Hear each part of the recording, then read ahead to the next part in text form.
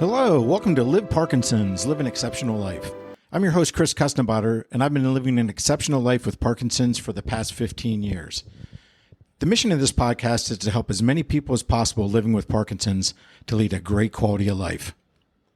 Today, I'm blessed and honored to be recording my 100th podcast. I'm truly in awe of having the opportunity to connect with so many wonderful people living with Parkinson's who inspire me every day. I want to thank all of you that have listened and connected with me. Your support has helped keep me going and generating content that helps you live your best quality of life with Parkinson's. Over the last year and 3 quarters, I've been able to help other people with Parkinson's because you've tuned in and interacted with me. 2 years ago, with nudging from one of my guests on today's show, I began researching how to create and launch a podcast. I followed one of the quotes from a coffee mug that I received from one of my former managers that said, "Life begins at the edge of your comfort zone," by Neil Donald Walsh. And I really took that to heart and just threw caution to the wind and decided to launch the Live Parkinson's, Live Exceptional Life podcast. Now, my hope was that I could help a few people live a great quality of life with Parkinson's, thinking that maybe there'd be a few people in the local area where I lived that would listen. Little did I know that I would have a supportive community to continue to push me to create new content. So, from the bottom of my heart, I want to thank each and every one of you for tuning in on a weekly basis.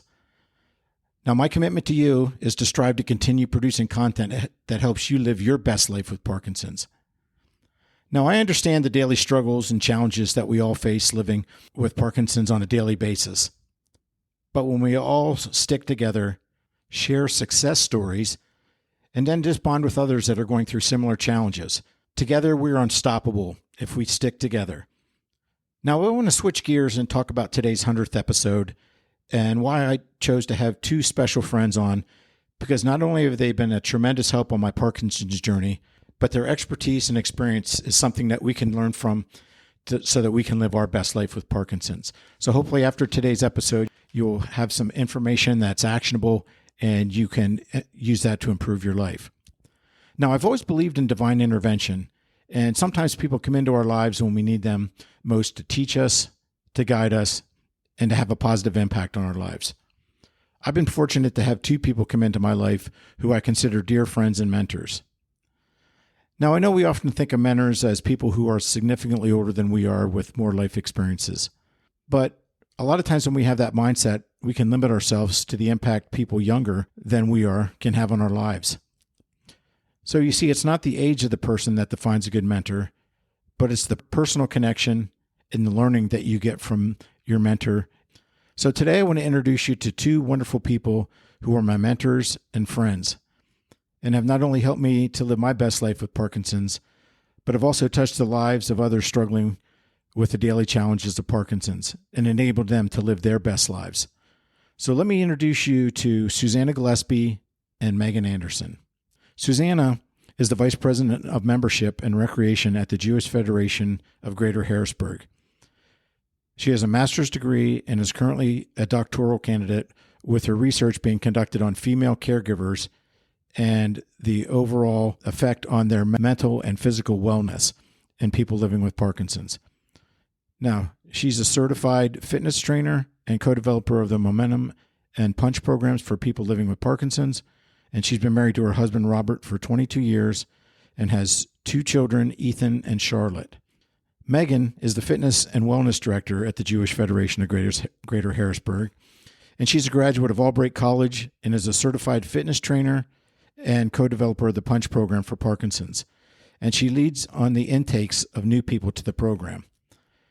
She was a college lacrosse player, and she still coaches for the local high school lacrosse team. Now, I've had the opportunity to know and work with both Susannah for about 8 years and Megan for 5 years through both group fitness classes and Parkinson's, individualized trainings, and mentor discussions. So I'd like to welcome both of them to this show.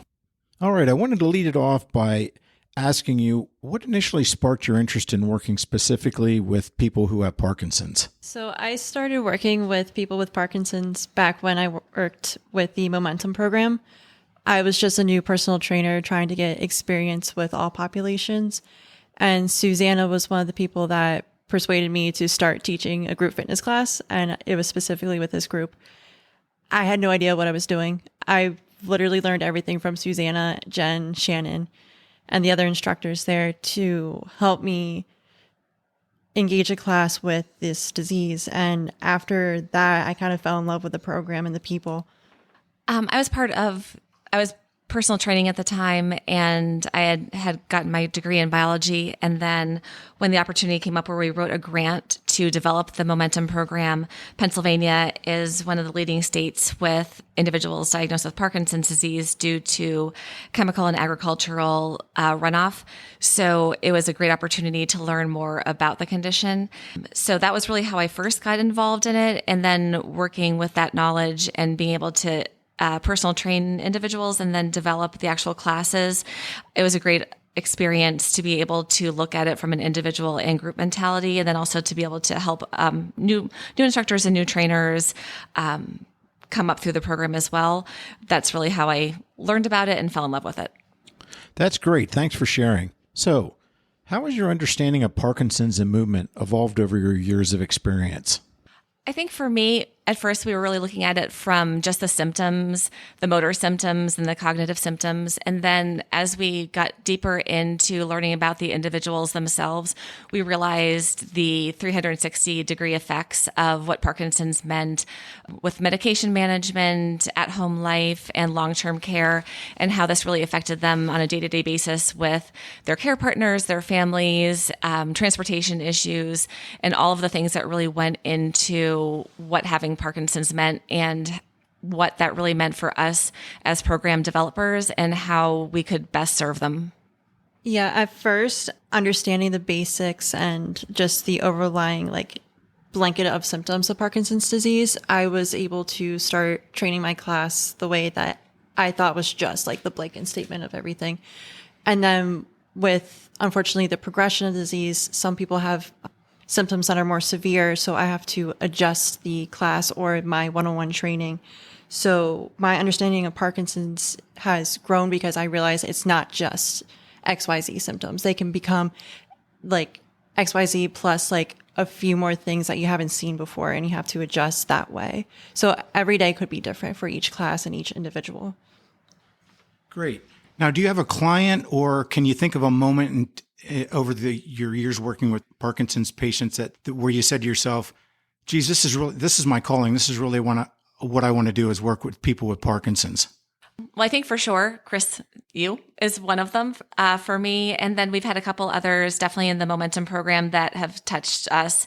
We've created really good relationships and seen firsthand what the interaction with their exercise and development has been able to do with slowing their progression. And I think one of the things that I always love to see is when they see themselves getting better, and then conversely, when they think they've been cured on some levels and they stop coming, and then they realize that the exercise must be continual, and then they stop coming, then all of a sudden they start coming back, and we see the change and the symptoms have gotten worse, and we can have those really hard heart-to-heart conversations and then bring them back, and they realize this is for the long time, this is for the long run, and we're going to be together in it for forever.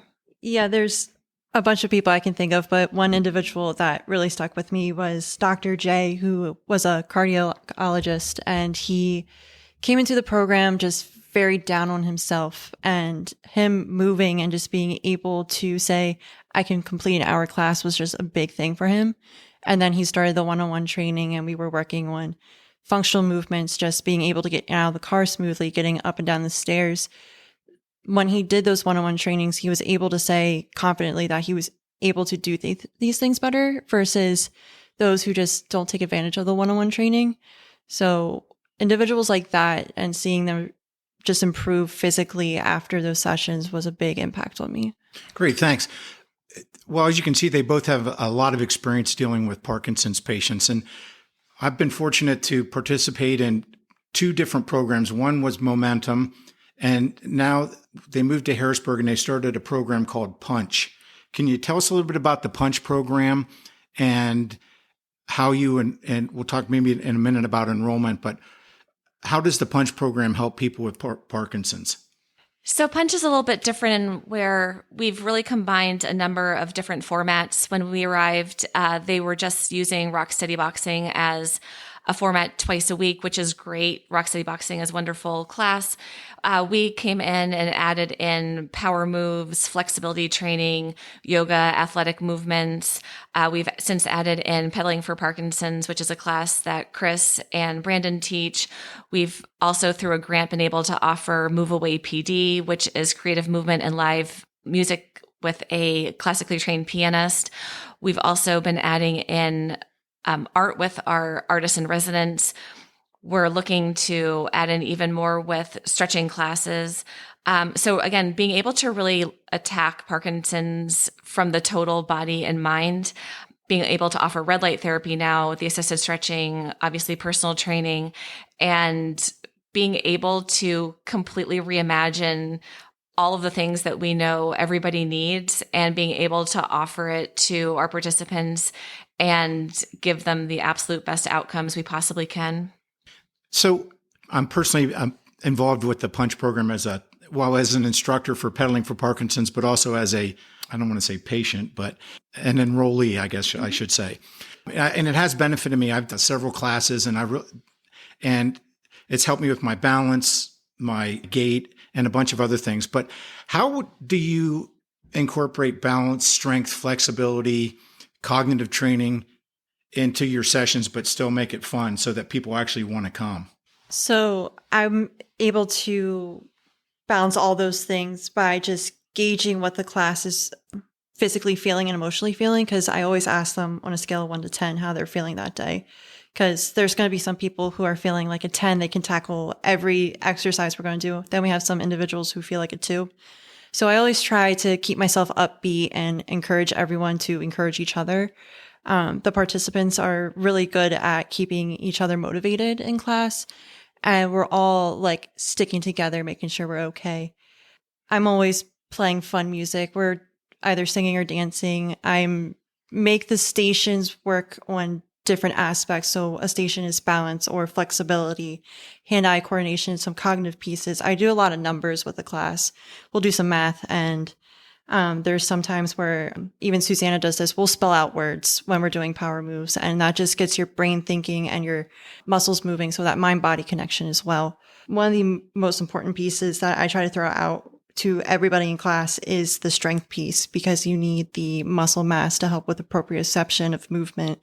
And that is just, I think, one of the biggest pieces for them, because when you're aging, you are unfortunately losing muscle mass. So if you keep up with the strength program and you keep yourself motivated, find fun things out of it, you're still going to show up to class. How do you do intakes when someone calls up and says they want to you participate in the Punch program? Are there certain tests that you do, and how do you measure success? Yeah, so when they call in and request some information, we've got a couple different people that can answer a lot of the questions, and then individuals will meet with either Megan or myself. We go through a pretty standard brief medical history. We find out when you were diagnosed, what symptoms you initially had, what symptoms you now have, what medications you're on. Then we run through a timed up and go, walking backwards, 1 foot balance, on and off the floor test. Those are also tests that we'll complete every 3 months and track your progress. And we can share those tests back with you. So you can share those back with your neurologist or movement disorder specialist. We also do some qualitative tests where we're asking you how you're feeling about starting the program, your faith that exercise can help you change, how you feel like your neurologist or movement disorder specialist is listening to and addressing your concerns, who you have as a care partner along the process. And we also ask these of your care partner if they're present too, because one of the things that I think we're both really passionate about is making sure that you are advocating for yourself. And if you're not advocating for yourself, we're making sure that we are the ones to empower you to do that, because Parkinson's is very serious, and we want to make sure that you are taking the best care of yourself and that your care team is working as hard as you're going to be working in your class for yourself. So you really have to know that your medical team works for you. And if they're not working for you, then it's time to fire them and move on to a care team that's going to be your biggest advocates, because your medicine has to work, your exercise has to work, and your mind has to be in the right place. So we really try to assess that on your intake as part of the process. Now, one of the things that I've noticed being a part of both of the programs is just the camaraderie and almost a family type of setting. Would you agree that in terms of the punch program that you see the same thing, that people connect because we share similar challenges, and then even caregivers can get involved? But can you think of a success story from the punch program where someone started and they might not have had the confidence to think, oh, I can do this, and then now you've seen a vast improvement? Can you share a success story from someone in the program? I actually recently talked to one of our participants. I'll keep his name confidential, but he has been following more. He's super eager to do stuff. He wants to be able to do all the things. And his mind goes 100 miles per minute versus his body. His body's moving slower than it wants to. And we've talked about him going to his doctor and asking for an ADHD diagnosis. It took weeks and weeks for him to realize like he actually needs to go advocate for himself. And the other day he comes up to me and goes, I got the diagnosis.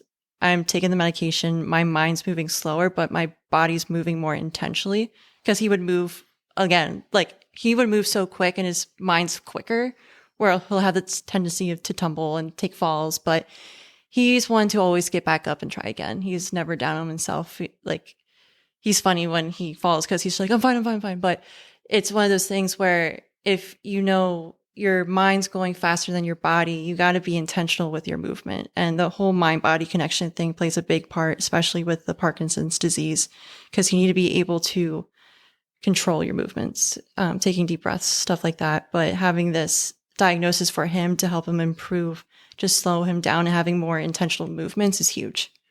And I know who you're talking about. So it's really important too, because we see these individuals multiple days each week, and he's been doing a great job because he's been taking advantage of many of our different aspects of the program between classes and assisted stretching and red light and personal training. So we notice really great success when people interact with us on more than just classes, but the additional services. But he's definitely one of the individuals where we notice when he's not there, and other people in class notice when he's not there. So when I came in to teach class the one day, I said, hey, we're so-and-so. And people are like, oh yeah, he hasn't been here for a couple of days. And so we were calling him and making sure that he's okay. So we are always looking out for each other. The class members are looking out for each other. And the socialization is such a huge part of any Parkinson's program. Because obviously there's tons of YouTube videos, there's tons of exercise programs that you could access over a video or a DVD, but being together, it helps to motivate you when you're having a bad day. You can help encourage others when you're having a great day. That really involves the mind, and it gets your heart involved. And with that emotion comes even greater success. Great, thanks. Let's switch gears a little bit now, if we can, and talk a little bit about how exercise can really help your movement. And, you know, I know a lot of people, when they're first diagnosed, they think, I don't want to exercise because it's going to make me tired, or I'm going to be fatigued, or I don't feel like it. But one thing I've learned over 15 years is that exercise is the key to helping you stay mobile, helping you continue to be able to participate in the things that you like to do. So if we can, let's talk a little bit about what the research says on exercise and movement. Can you share a little bit of your experience of what you've seen? So we definitely know the exercise, like Chris was saying, Parkinson's just makes you want to slow down, makes you a little bit more apathetic to getting up and moving. So it is a huge challenge, and you really have to kind of fake it till you make it. And we'll have this conversation with a lot of people, especially when those days when you're not feeling it. And I tell people, just promise us that you're going to show up for 5 minutes. If you show up for 5 minutes, you're probably going to stay for 10. And if you stay for 10, then 15 is not so hard. And then by the end of it, you're probably going to stay for that 50-minute class. So we know that exercise, just like our brains, is that muscle that has to come in and be stretched, be flexed, and become permanent in your body. Our muscles also have that muscle memory, and the more you do things, the more your body is actually going to crave the energy. our flexibility too. The flexibility builds. You can't just work on flexibility one day and have those results last, because with Parkinson's, we know the rigidity keeps on trying to attack and make you tighter and tighter and tighter. So you keep on having to work against it to keep on, if nothing else, maintaining baseline, but to see improvements, you're going to have to really work to fight after it. So the science is definitely showing that we have to be working on the exercise daily. We joke that it's the one drug that we can't overdose on. So the more exercise you do, the better.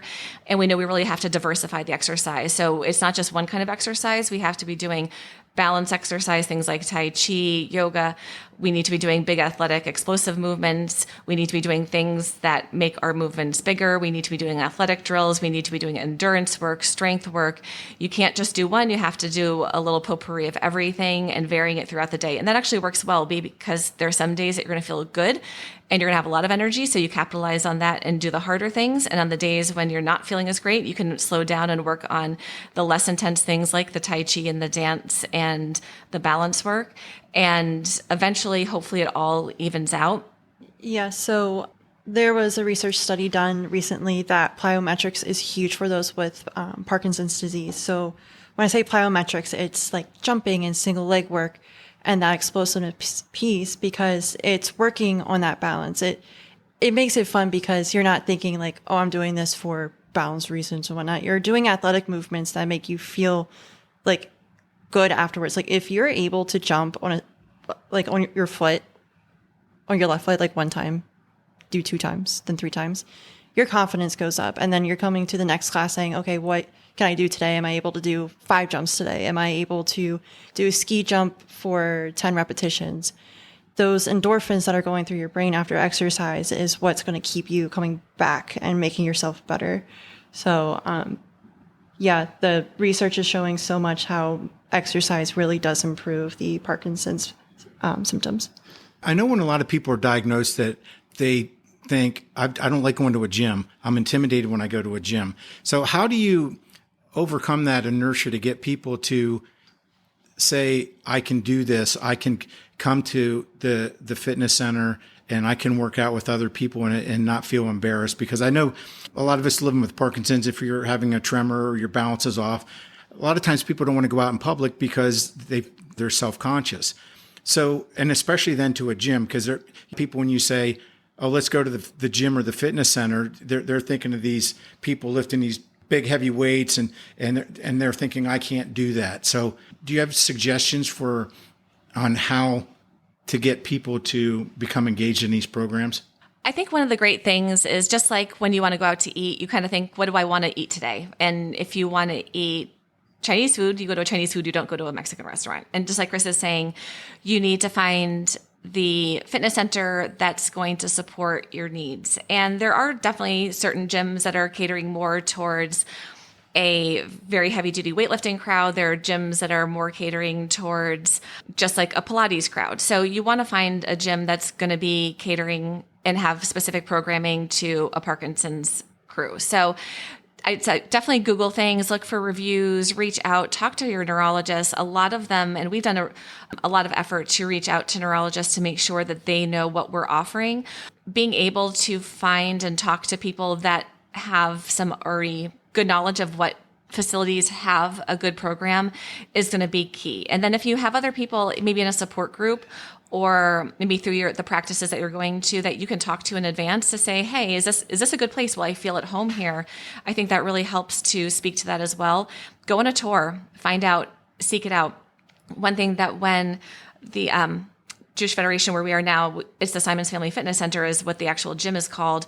When we moved locations last year into the new building, the actual Parkinson's program, the Punch program, actually moved locations into a place that was a little bit more out in the open where it kind of had been off into a side room. And one of the individuals came up to me, he's like, well, how is this going to work? Like, people are going to know I have Parkinson's. And I first looked at him and I said, well, they're only going to know you have Parkinson's, A, if you tell them. And I said, B, I think it's great because then you're going to have a bunch of people cheering you on. And now nobody even mentions it because as soon as they walk in the door, they know that everybody is there to support them and make sure that they're okay, extra sets of eyes, and everybody is there to make sure they're having the absolute best experience. And now it's not even a thing. Now nobody even thinks twice about it. We have t-shirts that are made that say Punch Program on it, has a big fist on it, and they wear them with pride. And so we have merch for them, and it becomes a club and becomes part of their source of belonging. And it's not something ever to be ashamed of or to cower away from. It becomes something that makes them know that we love them, that they have a place, and that their place is of huge importance to us, and it's part of our mission. Now, one of the things I've seen over the years, especially participating in a lot of the group Parkinson's fitness classes, is people that think they can't do something, and then when you give them that push or nudge, and they see that step change, and all of a sudden their face lights up and they think, wow, I can do this. And, I've seen it multiple times where someone comes in and they're intimidated, or because they look at what other people in the group are doing, and they're thinking to themselves, I can't do that. When you challenge them, then all of a sudden they start to realize that I can do this. And then you push them more, and then pretty soon they're down the road a lot farther than they ever thought they would be. So can you talk a little bit about how you develop your program so that you push people to a point that they're capable of doing it, but not going too far where it's going to cause some type of setback?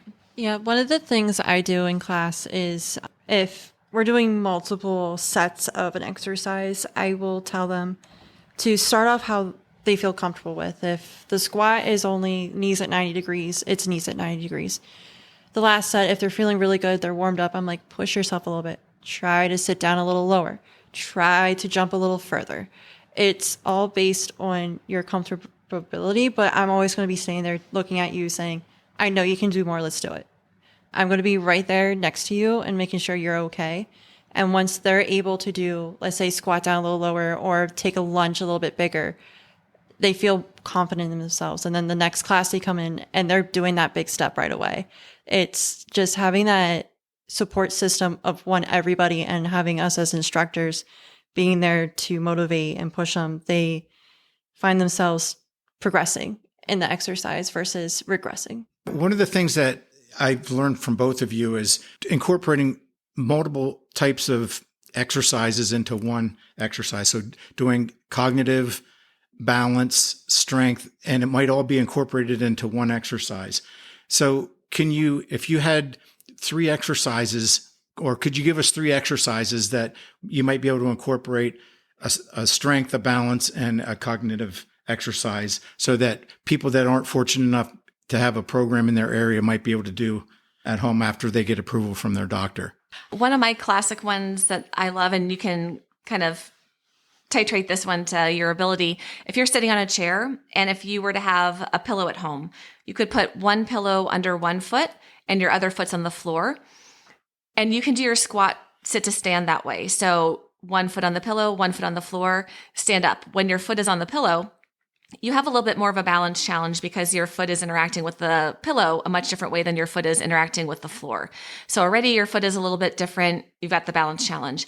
Every time you stand up and sit down, I want you to spell a word, and then you want to spell it backwards. So by how long that word is, it's going to change how complicated that cognitive challenge is. Then if you're feeling even better about how you're standing up and sitting down, take the pillow away and just be on tiptoes on the one foot. So the ball of your foot is down, the heel of your foot is up, stand up, sit down.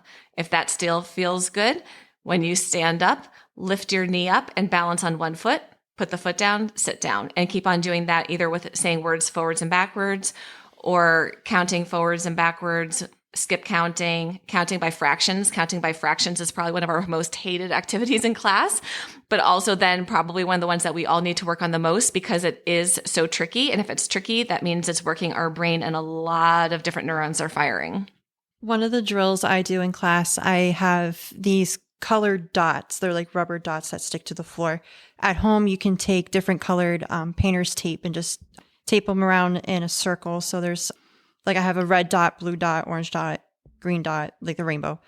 And what I do is I write a pattern of the colors. So you have to lunge to red, lunge to green, lunge to purple. You have to do that both with the left and right foot. That's challenging you to, one, work on your lunge, have that weight shift and balance piece. And you're also cognitively trying to memorize that pattern. So once you're comfortable with a 3-color pattern, go up to 4. If you're comfortable with 4, go up to 5. And that will help also with the repetitions and just working on that strength, that single leg strength and that weight shift.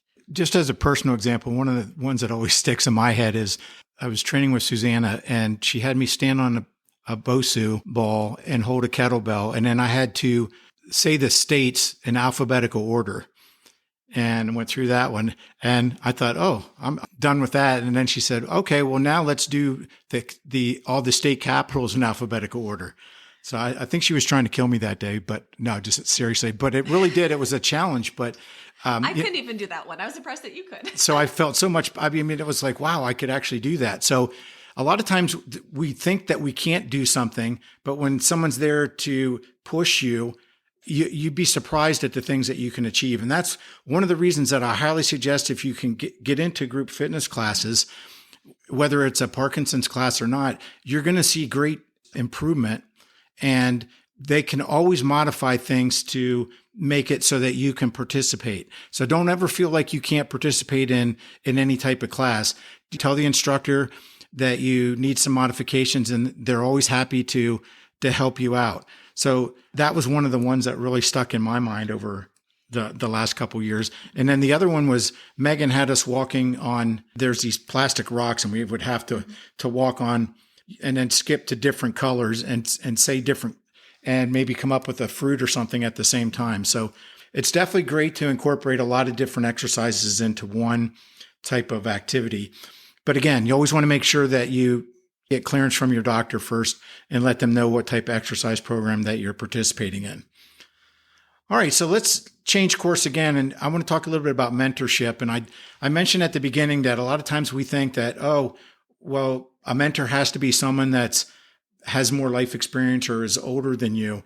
But both Megan and Susannah are my mentors, and they're great at helping me with questions that I have and just giving me overall guidance. So I want to ask both of you, what's it been like working with me over the years, and how have you seen me grow and improve or adapt? It's always been a joy to work with Chris, because Chris has always attacked everything I think that we've ever given him to work on. I always laugh because he gets up early and he's always accomplished about 17 things before I think I've even started my day. So that's always been impressive, but he takes everything and he works really, really hard at things. We all have our ups and downs, and he's had moments where he feels like he needs a new challenge, and he needed a new challenge. And I said, hey, why don't you share your knowledge? Because he has a lot of great knowledge from his education, his work experience. And so I loved it that he had written his book, and he's working through this podcast and now impacting people all over the world and hundreds of countries and hundreds of cities. And whenever I think the thing that I think we've both noticed whenever we've had individuals that start the program and are unsure or don't have a lot of self-belief that they can either do it or be a part of something where other people are around, we'll just ask them, hey, can you talk to this person? And without a doubt, he's like, yep, give me their name. And he goes and talks to them, and people that don't think that they can do it after talking to Chris for, 15 minutes, all of a sudden really see belief in their own ability to do something. And it's been wonderful to see him step into those roles and share not only his ability, but his faith in others. And he, I know, also believes in the two of us a whole lot, which has helped us in so many ways through over the course of years. So just being able to share our love and our ability to try to help as many people as we can through this process has been great. Yeah, working with Chris has been amazing. He is a motivator for me, but also a motivator for all the people he's touched in his life. Like the Momentum program, I just remember you being in class and just motivating those who are still just a little shy, a little timid of pushing themselves out of their comfort zone. And even with the Punch program, with starting Move Away PD, you stepped in and you took the class and you told everyone about it, and everyone followed you after. So people really do trust you and they listen to you, which is amazing. Well, thanks. What recommendations would you have for people that are newly diagnosed then?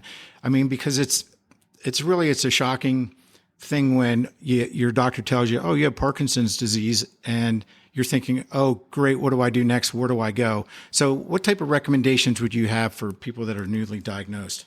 I think one of the biggest challenges is either we found from talking with a lot of our participants is they feel like they've been left with the diagnosis and not a lot of direction from their doctor or provider, whoever that may be, or they're told they need to do a lot of things, but then they don't know where to start. They're overwhelmed. They're scared. They feel like they have a huge new mountain to climb and they have no direction. Other countries have a much more organized system and a much more unified system to say, this is what you need to do. Here's the phone number. Here's the times that you show up, X, Y, and Z, and it's all laid out for you. So I think really either being very upfront with your doctor about either concerns, fears, questions, and really kind of planting yourself in the chair and being the squeaky wheel to find out exactly what you feel like you need to know. Because especially with a diagnosis as big as this, you have a lot of questions, and don't rely on Dr. Google to try to solve all those problems for you, because there's way too much information. A lot of it's conflicting. You don't know exactly who you can trust at this point. And you really need to talk with your local providers to be able to find out, especially in your area, where you can go for your next steps. And then start talking to other people. Get involved in a support group, because a lot of them have already tried different programs, reached out for other supports, and have either found the good ones or found the ones that may not feel like they're as quality. And so save yourself a lot of that legwork. And then reach out to your local gyms and find out who is offering programs, and then just try. Talk to them.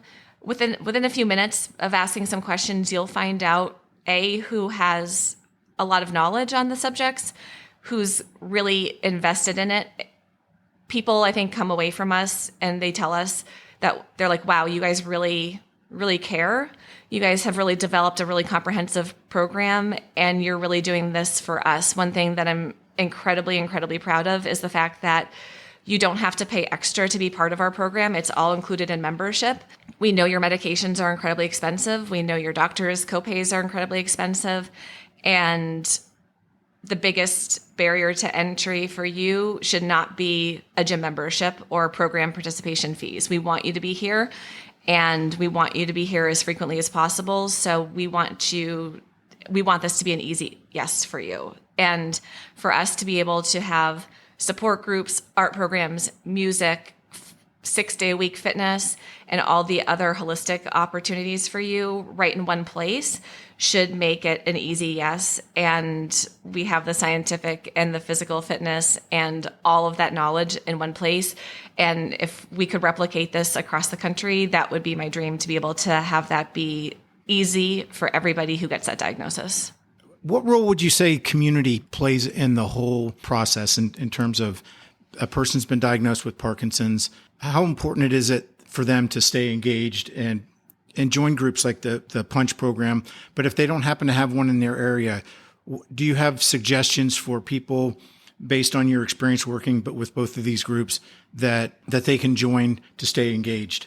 Yeah, the sense of community and just like that sense of friendship, because you guys are all going through the same diagnosis. Everybody is in a different stage of it, but having everybody show up to class and know, like, you're here for a reason. I'm here for the same thing. Let's do this. It's a very motivating mindset. And then you create these close-knit friend groups where you might go out for lunch. You might take you and your loved one out to a hike or a little event. It's this great collaborative community where you can do more than just the exercise programs or the support groups. In like our facility itself, you can take these friendships outside. And just from personal experience participating in both groups, that we've actually, it's, really become a family, and we've expanded beyond just the group fitness class. We get together weekly for pickleball. We started a walking group. One of the people in the Punch program I went fly fishing with, because we've developed a good friendship. And then I'm going out to Denver for the Pedaling for Parkinson's workshop through the Davis Finney Foundation. And Brandon, who's the other instructor that I was fortunate enough to meet in the Parkinson's class is going with me. So it's really been a family type of atmosphere. And so one of the things that I would recommend is that if you're diagnosed with Parkinson's, is stay engaged and continue to do the hobbies and activities that you love to do, but try to find other people with Parkinson's, and you'll find that a lot of times you have similar interests in, it'll go beyond just a class, and you might find yourself going out and doing things outside of class. So as we wind up here, I just wanted to get some practical wisdom from both of you. If you could give someone 3 exercises that you would recommend that they do on a regular basis to help them on their Parkinson's journey, what would it be? Mine would be a sit to stand squat kind of motion. Practices with stepping up on like your staircase to help mimic getting up on curves and getting in and out of the car. And another one would be just reaching up like a push press kind of motion, shoulder press kind of motion.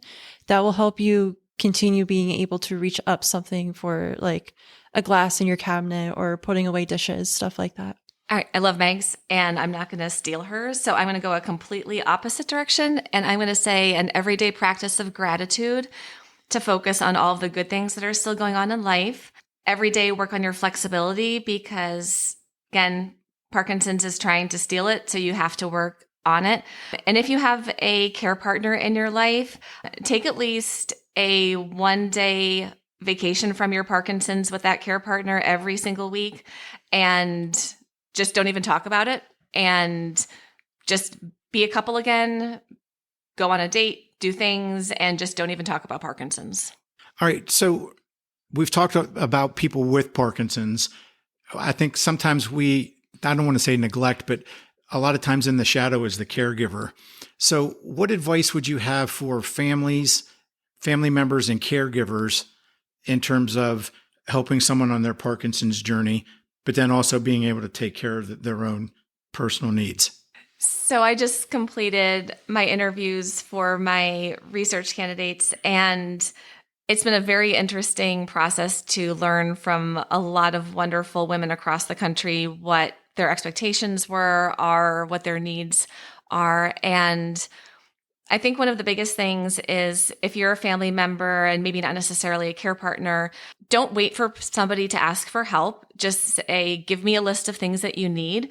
Take on automatically grocery shopping for these families, lawn mowing, house cleaning, the boring stuff that we ourselves don't want to do for our own selves, but all the things that just take up time because there's so much that goes into being somebody with Parkinson's and being that care partner that they are exhausted and they just need help. And when they have downtime, their downtime should not be laundry and grocery shopping and all of those things. The thing that keeps on popping up time after time when I ask them questions is, this is not how I expected life to be. This is not how I expected retirement to be. So if there's any way that you can help them with having something fun, helping promote something fun in their day, or helping them if they want to go on a trip and help facilitate that. I know that's a bigger ask, but helping them to either like go on hikes or things that they enjoy already, and just asking, even just making phone calls. Like we were talking about trying to find these good programs out there, be like, I'm going to make phone calls for you. Who can I make phone calls for? Do the research online, because that stuff takes time and it doesn't seem like it's a big deal, but it's a huge deal. And if you were the one that researched all those phone numbers or made all those phone calls and found out that the Y has a program on this day and it costs this much to attend, and the J has a program on these days, or this martial arts studio is offering this class on these days, put it all together, write it all up, email it to them. That would be humongous.